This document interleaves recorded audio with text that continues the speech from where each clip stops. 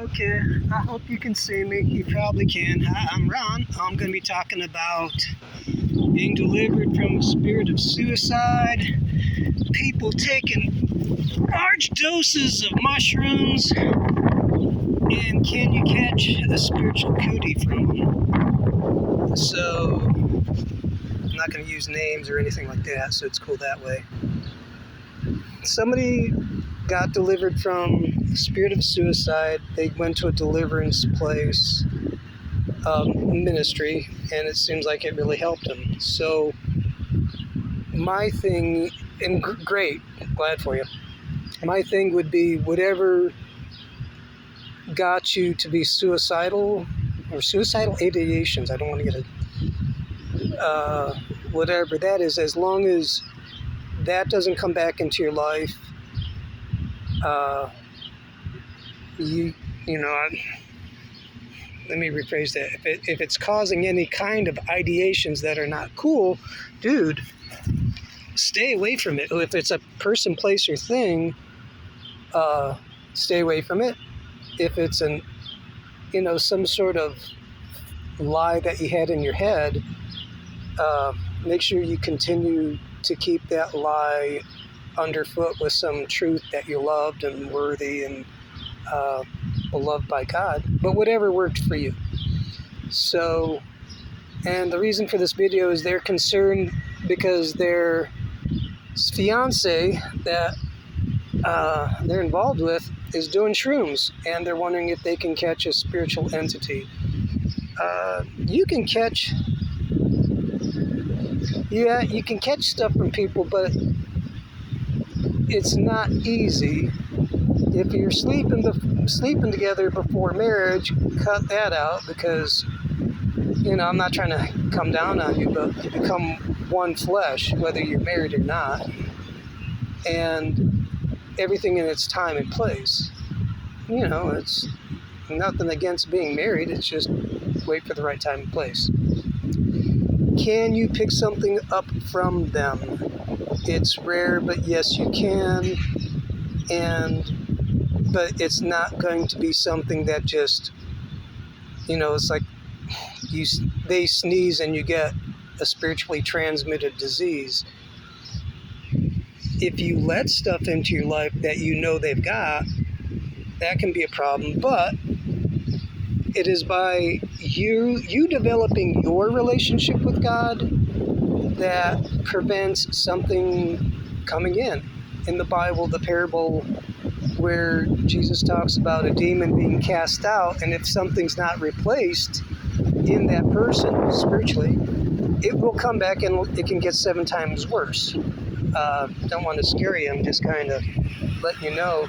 So as you keep Jesus in your heart, mind, and emotions, walking with him, you're keeping yourself filled up so that you won't become repossessed. And I don't want to scare you, but it's like, yeah, it can happen, but it's not easy. Become part of a church body. If you're a guy, find a guy to be a mentor. If you're a lady, find a lady to be a mentor, and walk this stuff out with people in your life that are biblical and won't let, if you're messing up, letting it slide. Not to come down on you, but if you're messing up, they call you out. The reason someone gets, no, I'm not going to go down that road. You're free. Value your freedom. It's real, and you're allowed to keep it. Why your fiancé didn't get possessed because they're doing a lot of shrooms, I don't know. I think, one, God's merciful, and it protects a lot of us from the consequences of our action. Yes, if you're unsaved, Satan doesn't have to work at getting you. You're already his. So why bother freaking you out? In fact, the more you have a good time with it, the more you'll crave it and burn your brain out. Sorry. That's what I was. So, can you become, infected? Yeah. But once you've gotten free, it is your spiritual nature, and it's God's. Well, before I get wordy, yeah, you're getting protected. There's a lot more power in Jesus than there is in Satan, infinitely more. It's just that you don't purposefully go touch the hot pot that everyone's telling you don't touch. And even if you do touch it, it can be healed, but you don't want to go back there again. So there is a 5-part series on exorcism by Father Vincent Lampert that describes not so much the nuts and bolts of exorcism, but really what exorcism is and why it's done and what the process is with people that go through it.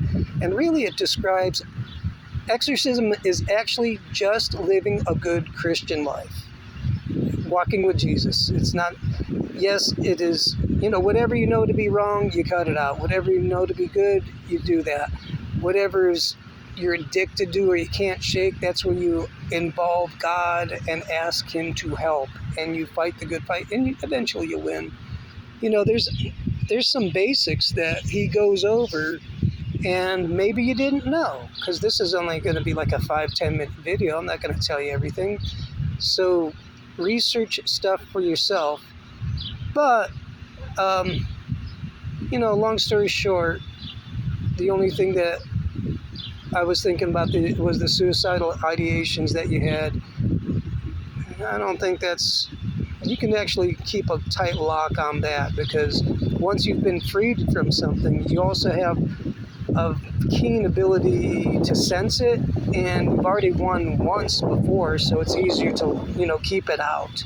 It's like when someone knocks at your door, first time you might be real cool, like, oh, who's that? Come on in. And then it's someone bad. And the second time someone knocks at the door and you're like, oh, wait a second, I know this knock. It ain't happening. That's the same thing with spiritually. You can learn, and it gets easier to keep stuff out. So I wouldn't be worried, but I wouldn't be fooling around either. Read your Bible, Matthew, Mark, Luke, and John. Get the words of Jesus into your mind and heart, and just into your understanding. It will make a difference. If you have any more questions, please feel free to hit me up, and I'll answer as best I can. But for now, that's all I got to say about that, except give your heart to Jesus, because He'll give you His. You're going to like it. And if you like even more, oh, by the way, get baptized, because it's real important. Acts 2:38. There's always something more. All right. Talk to Jesus. He loves you. We'll talk to you later. Bye.